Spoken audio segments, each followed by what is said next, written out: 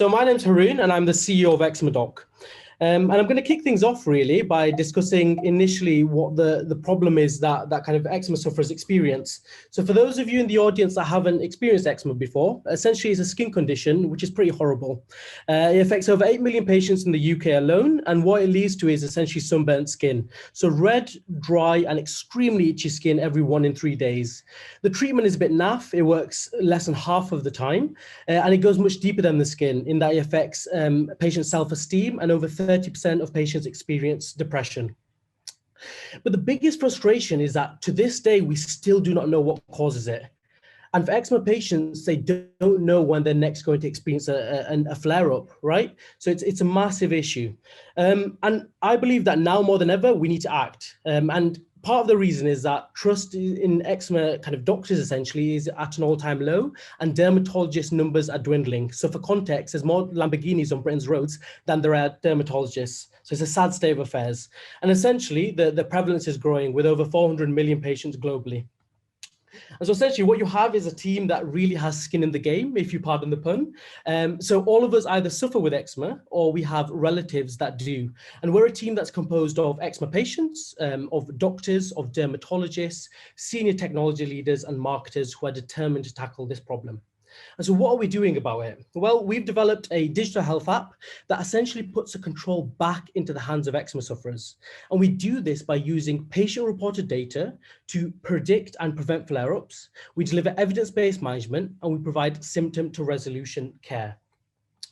How we do this is essentially patients will track their symptoms and triggers on a daily basis in less than 30 seconds. We'll then use that data to correlate disease triggers to disease severity and provide personalized insights to help them control their eczema. And ultimately, we provide a bespoke over 60 educational modules to help them truly manage their eczema. And so that's essentially the product, but this is all well and good, but without a market, it doesn't really mean anything, right? And so I'm kind of here to inform you really that the market is huge and massively underserved. So if we were to treat every single eczema patient in the UK alone, it would cost us 19.3 billion on an annual basis. The TAM that comes from that is 6.5 billion, which is composed of £800 in out-of-pocket spend each year, and kind of times by the 8.2 million patients in the UK. And that gives us a sum of essentially 24.6 million. And if we look at it globally, that these numbers just skyrocket with 1.1 trillion globally in terms of direct costs and 303 billion in TAM.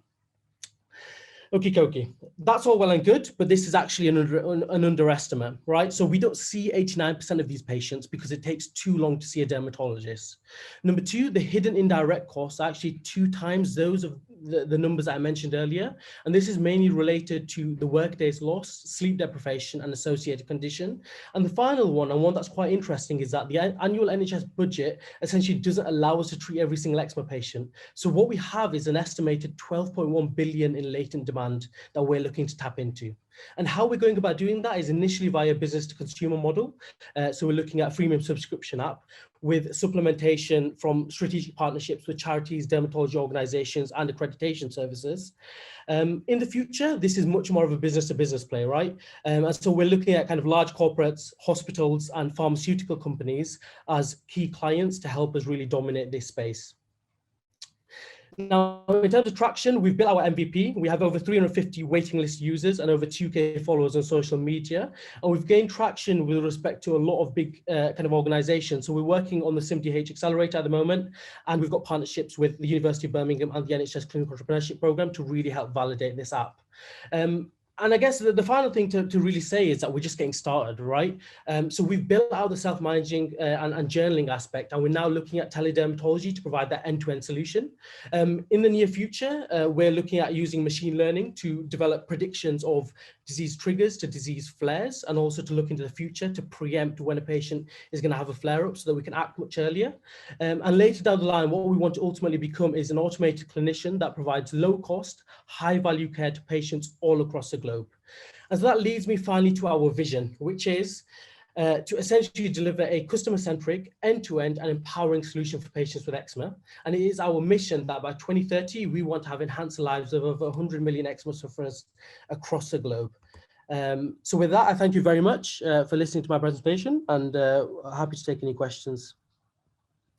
Fantastic. Thank you very much, Harun. I really enjoyed your energy. And I can see that Linda has her hand up. So Linda, feel free to ask your question. Great, thank you. Hi, Harun, fantastic presentation.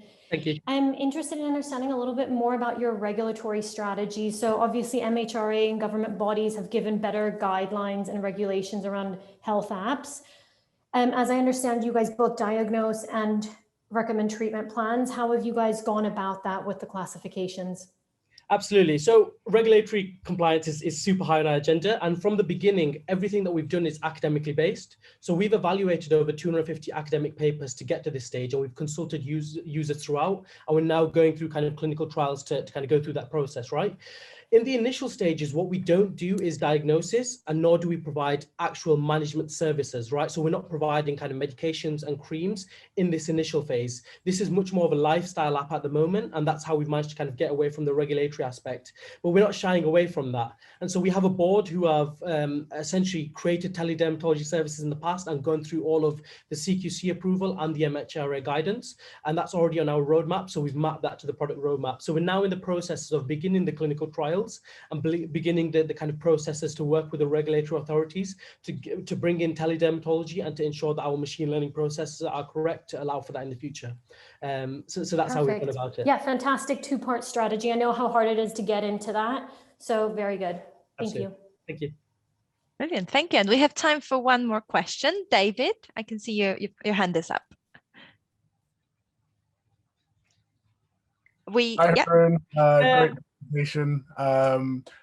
My question was on the management of it. You mentioned that it was evidence-based management. So I was curious whether this was self-reported management and how you plan to do it initially for your product and expand it over time. Absolutely. So essentially what we have right now in terms of clinical consultations is that the first 3 minutes of clinical consultation, if you're an eczema patient, is very biased in that you'll go to the doctor and you'll say, oh, my eczema has been quite bad over the past few months. I'll show a select few images and nothing is very objective. So I guess in terms of management, we're improving that aspect. We're making it data-driven, right?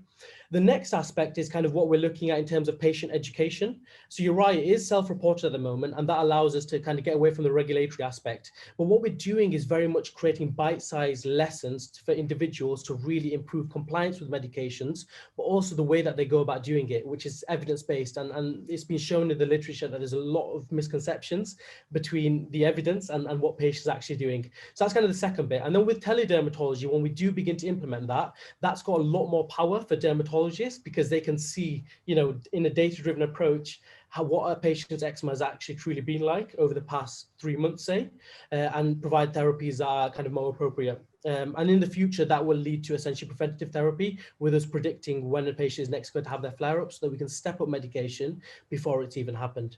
So that's essentially our strategy with respect to that. All right, thank you. Thank you. Thank you very much.